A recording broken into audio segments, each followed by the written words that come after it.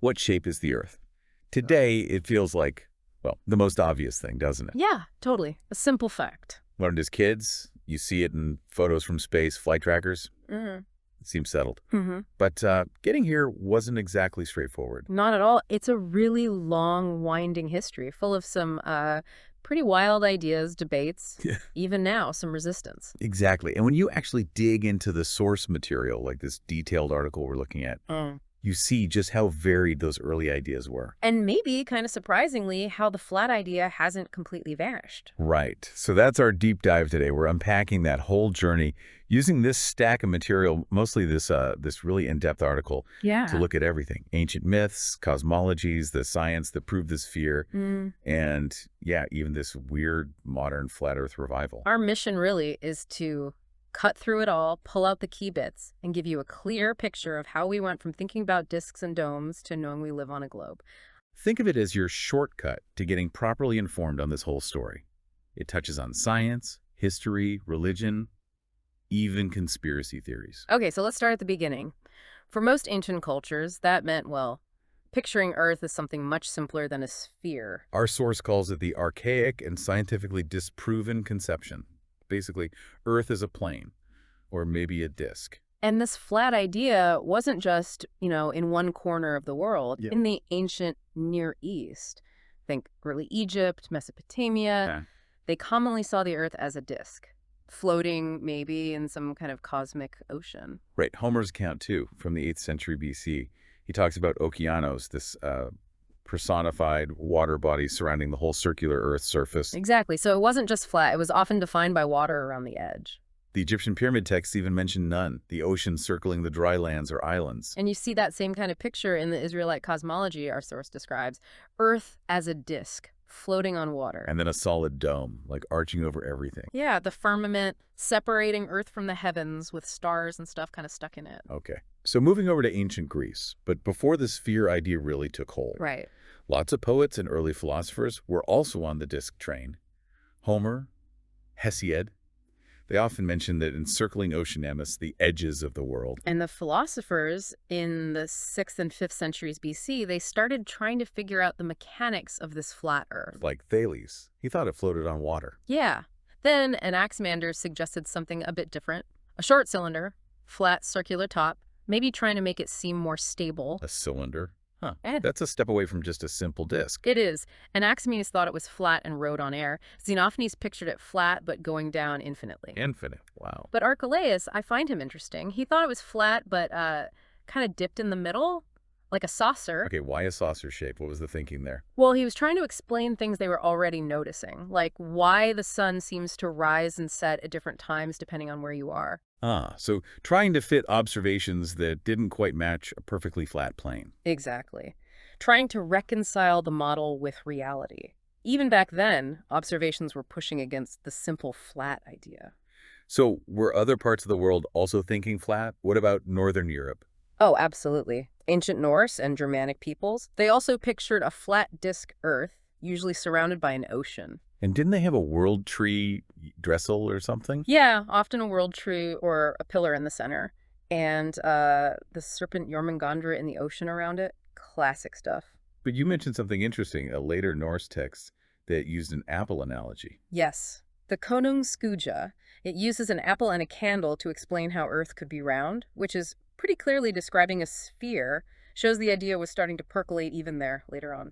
Fascinating. Okay, what about East Asia? China specifically. Our sources, they stuck with the flat view for a really long time. Remarkably long. The main belief was a flat and square Earth under round heavens. Flat and square, that's very specific. It is, and our source says this was virtually unquestioned until European astronomy came along in the 17th century. Wow. So even though they had different ideas about how the heavens worked. Yeah, like the Kitian umbrella sky or the Huntian sphere sky, the Earth itself was consistently flat in those models. What about that famous egg analogy?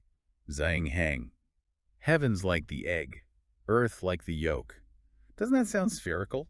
You'd think so, but apparently not. The source clarifies it wasn't meant to show Earth was round, it was just to show Earth was fully enclosed by the heavens, rather than just having a lid on top. The yolk in this case was still considered flat. Ah, okay. Subtle but important distinction. And this flat assumption actually affected their scientific work. Critically, yes. This is fascinating. In the 2nd century BC, Chinese astronomers basically flipped Eratosthenes' method. Eratosthenes used shadows to measure the Earth's circumference, assuming it was round. Right. But the Chinese astronomers, assuming the Earth was flat, used similar shadow measurements to try and calculate how high the sun was above the Earth. And what did they get? They calculated about 200,000 kilometers. But the key point isn't the number, it's that their scientific method itself demonstrated they were working from a flat Earth assumption for centuries. Wow. It's amazing how a foundational assumption can shape everything, even your calculations. Really underscores its power, doesn't it? Okay, so that gives us a good sense of these widespread, ancient flat views. How and where did the whole spherical Earth idea actually start to emerge and spread? So we go back to Greece again. The spherical idea actually popped up relatively early. Pythagoras, 6th century BC, Parmenides, 5th century BC, they get mentioned as early proponents. But it was just like a philosophical idea until Aristotle, right? He's the one who brought in actual evidence. Exactly. Around 330 BC, Aristotle laid out real, observable proof, things you could see. Like the curved shadow of the Earth on the moon during an eclipse. That's a big one. Well. And also how different stars become visible or disappear below the horizon as you travel north or south.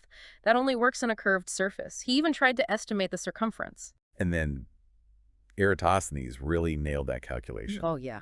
Around 240 BC, first person we know of who mathematically figured out the circumference using those shadow length differences between two cities. Just brilliant geometry. And Ptolemy, later on, 2nd century AD, he really cemented the sphere in map-making, right? Latitude and longitude. Absolutely. His whole system is based on a spherical grid. You can't really do that properly on a flat map. So by the Roman era, it was pretty much accepted. Seems like it, among the educated at least. Our source mentions Pliny the Elder, 1st century AD, saying basically everyone agreed on the spherical shape. Though they still argued about stuff like the Antipodes, people on the other side. Exactly. And how the ocean curved. Accepting the shape didn't instantly solve all the conceptual problems for them. The source mentions Lucretius as someone who pushed back against the sphere idea. Yeah, 1st century BC, he had this idea of an infinite universe, so for him, there was no center for gravity to pull towards. The thought of people walking upside down just seemed impossible based on his physics. Shows how understanding other forces, like gravity, was kind of crucial for fully accepting the implications of a sphere. Definitely. Okay, so Greece gets the model going with philosophy and evidence. How did it fare moving outwards? South Asia. Well, early Vedic texts in India had various ideas, some flat discs included. But the key thing our source highlights is that by the 5th century AD, so quite early, Indian astronomical texts, the Siddhantas, people like Aryapada, they assumed a spherical Earth as the basis for their mathematical calculations. So the astronomers, the scientists, adopted it for their work. Yes, in their technical work. Although it's interesting, some later medieval texts, the Puranas, still described Earth as a flat-bottomed disk. So different ideas could definitely coexist. Right. Now let's tackle the early Christian church. This is where that big myth often comes in, isn't it? Yeah, this period is really important to get right. The source is clear. During the early church, say up until the mid-4th century AD, the spherical view is actually widely held. So many early Christian thinkers were fine with a round Earth. Yeah, lots of them. People like Athenagoras, Methodius, Ambrose, Jerome. The source lists quite a few. They often integrated it into their understanding of God's creation. But there were exceptions, people who rejected it. Definitely. And their reasons are interesting. Figures like Theophilus of Antioch, and especially Lactantius, they saw the spherical idea as tied to pagan Greek philosophy, which they were pretty suspicious of. So it wasn't necessarily ignorance, but an act of rejection on, like, theological grounds. Exactly. Lactantius famously just ridiculed the whole idea of Antipodes people hanging upside down. He thought it was absurd. What about Augustine? He's often brought into this. He had issues with the Antipodes too, right? He did. He called the idea of people living on the other side a fable, mostly because it wasn't mentioned in Scripture, and he doubted they could descend from Adam. But did he reject the Earth's shape itself? That's debated. The source notes historians argue about it. Some think he probably did accept the spherical shape, which was common scientific knowledge then, even if he rejected the inhabitants on the other side. That tension is fascinating, accepting the geometry but not the implications. It really is. Now, things shifted a bit later. The source talks about a revival of flat Earth views. gaining some ground between the mid-4th and 7th centuries. Where was this happening? Primarily in the East Syriac world. Think the School of Antioch, figures like Ephraim the Syrian. And this leads to maybe the most unique model, Cosmas Indicopleustes. Yes, Cosmas, 6th century. His Christian topography is something else. Based on a very literal reading of the Bible, especially the tabernacle, he described Earth not just as flat, but as a rectangle, surrounded by oceans, enclosed by big walls holding up the sky, and he explicitly attacked the spherical theory as pagan nonsense. A rectangle, that's wow. A very specific religiously derived flat model, not just flat. It really shows the length some went to fit cosmology into scripture. Severian of Gabala also had a flat view, thinking the sun hid behind a northern mountain at night. But not everyone went down that road. No. Importantly, others like Basil of Caesarea basically said the Earth's shape wasn't theologically important. The miracle was that it existed at all. Okay, so some division there. Now, moving into Europe, early Middle Ages, after the Roman Empire collapsed in the West, things got tougher intellectually, right? For sure. Loss of texts, disruption. But the source says, despite that, many textbooks still supported sphericity. Oh, this is a really key point against the myth. Isidore of Seville, hugely influential in the 6th, 7th centuries. Right. His etymologies described Earth like a wheel. Now, you could read that as a disk, but the context, like his T and O maps, is usually seen as representing a projection of a sphere onto a flat page. Plus, other parts of his work clearly state Earth is in the center of a spherical sky. So he wasn't pushing a flat Earth. No. And the source specifically says later medieval scholars didn't really have to fight against some big flat Earth legacy from Isidore's time. The groundwork for the sphere was still there. What about that story with St. Virgilius of Salzburg? Wasn't he in trouble for believing in a round Earth or something? That comes up. 8th century. Pope Zachary questioned him because someone complained Virgilius was teaching about another world and other men existing beneath the earth. Which sounds like Antibes on a sphere. It might relate to that, but the source says it's debated. The crucial thing, nothing actually happened to him. He became a bishop, later a saint. It's definitely not proof the church was hunting down sphere believers. And what about the Globus Cruciger? That orb with a cross that kings held. Yeah, using royal symbols from the 5th century onward, it's seen as possible graphic evidence that the idea of a spherical world, or at least cosmos, was accepted at the highest levels. So the takeaway seems to be, a study mentioned in the source sums it up well. Since the 8th century, no cosmographer worthy of note has called into question the sphericity of the Earth among scholars in Europe. No one worthy of note. So the educated consensus was clear. Exactly. We can't know what every single person thought, obviously, but the scholarly view was overwhelmingly spherical from that point on. Which leads us into the high and late Middle Ages in Europe. Sphericity is standard. Totally standard among scholars. Hermann of Reichenau, 11th century, was estimating the circumference. Thomas Aquinas, 13th century giant of philosophy, he just assumes a spherical Earth in his writings. Takes it for granted his readers know it too. Medieval universities taught it. Though the source does note some wiggle room in, like, popular language. Vernacular text sometimes said round like a table versus round like an apple. Yeah, it suggests maybe the scientific concept didn't always translate perfectly into everyday descriptions for everyone. Language can be ambiguous. But the real clincher, the undeniable proof, came from getting out on the oceans, right? Exploration. Absolutely. Practical navigation was huge. Those Portuguese voyages down the African coast in the 15th century were key. How so? As they sailed south, sailors saw the North Star get lower and lower, eventually disappearing, while new stars appeared in the south. The midday sun's position changed dramatically. Things that just don't happen on a flat surface. Exactly. Crossing the equator, seeing the sun directly overhead, it's just undeniable proof of north-south curvature. And then, the ultimate mic drop. Magellan's circumnavigation. Completed 1521, sailing all the way around the planet. That's pretty definitive proof. And didn't his crew notice something weird about the date? Yes. Antonio Pigafetta, the chronicler, recorded they somehow lost a day when they got back compared to calendars ashore.